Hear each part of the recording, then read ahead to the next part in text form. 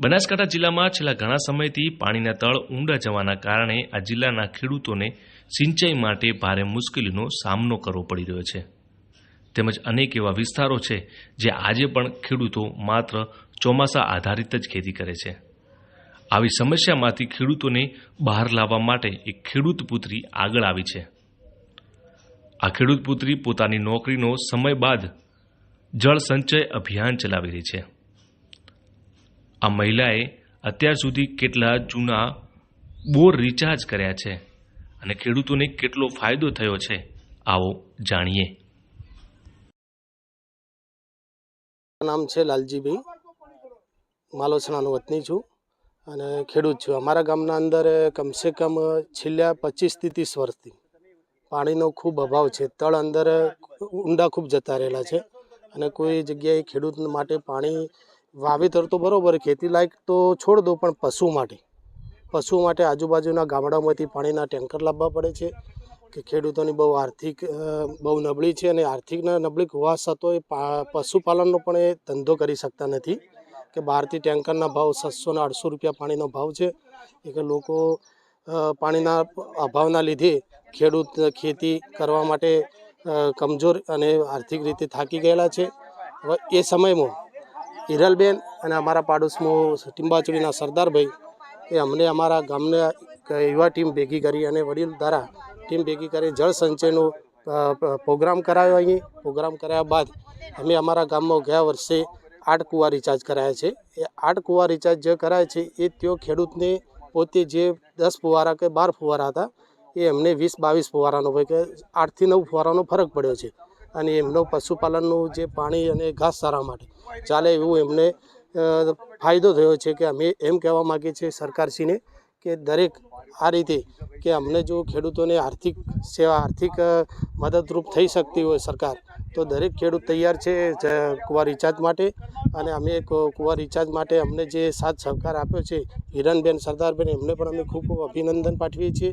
બનાસકાંઠામાં છેલ્લા 7 વર્ષથી હિરલબેન પટેલ જિલ્લાના દરેક તાલુકામાં ગામડે ગામડે જઈ જળ સંચય અભિયાન ચલાવી રહી છે અને અત્યાર સુધી આ અભિયાનમાં 7000 કરતાં વધુ જૂના બંધ પડેલા બોર રિચાર્જ કરી ખેડૂતોમાં એક ખુશી લહેરાવી છે.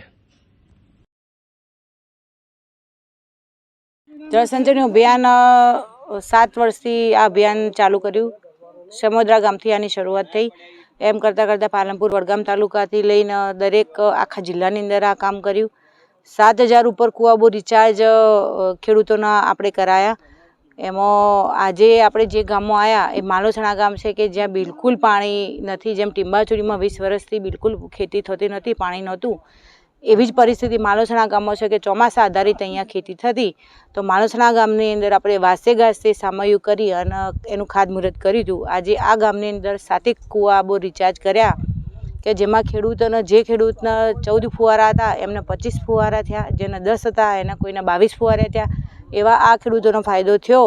એમાં આવું કામ દરેક તાલુકાની, જેમ કે ટીંબાચોડીની અંદર આપણે 100 ઉપર કૂવા બોર રિચાર્જ કર્યા તો દરેક ખેડૂતનો 60, 70, 80 એવા ફુવારા એ લોકોનો ફાયદો થયો. આખા ગામની અંદર લગભગ હવે કોઈ બાકી નથી કે જેને પાણી ના હોય.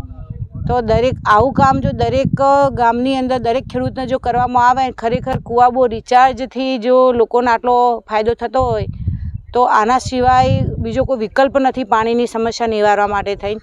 તો સરકારશ્રીને પણ મારી એક વિનંતી છે કે જે ઘણા ખેડૂત એવા હોય છે કે જે આર્થિક તંગીના કારણે આ લોકો કામ કરી શકતા નથી, તો એમને આર્થિક સહાય મળે એ માટે કોઈ સબસિડી આપવામાં આવે અને ખેડૂતોને થોડું પ્રોત્સાહન મળે તો આ કામ વધુ વેગથી થઈ શકે. હમણાં પણ મિટિંગ હતી તો પાટીલ સાહેબે, જળમંત્રી પાટીલ સાહેબે વાત કરી કે ભાઈ શું કરી શકાય તો આપણે પાણીની સમસ્યા નિવારી શકાય. તો મારી દ્રષ્ટિએ સૌથી સારો અને એકદમ સરળ ઉપાય હોય તો જે કૂવા બોર રિચાર્જ છે.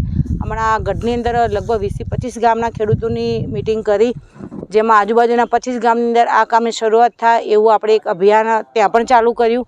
તો દરેક આખા જિલ્લાની અંદર દરેક ગામની અંદર આ કામ થાય તો આ સમસ્યા સંપૂર્ણપણે નિવારી શકાય અને ખેડૂતોને જે આ પડી રહેતી જે બંજર જમીન કહેવાય કે જે ખેડૂતોને લગભગ 50 થી 60% જમીન પડી રહે એ ખેડૂતોને જમીન પડી પણ ના રહે અને પાણીની સમસ્યા નાબૂદ થઈ જાય.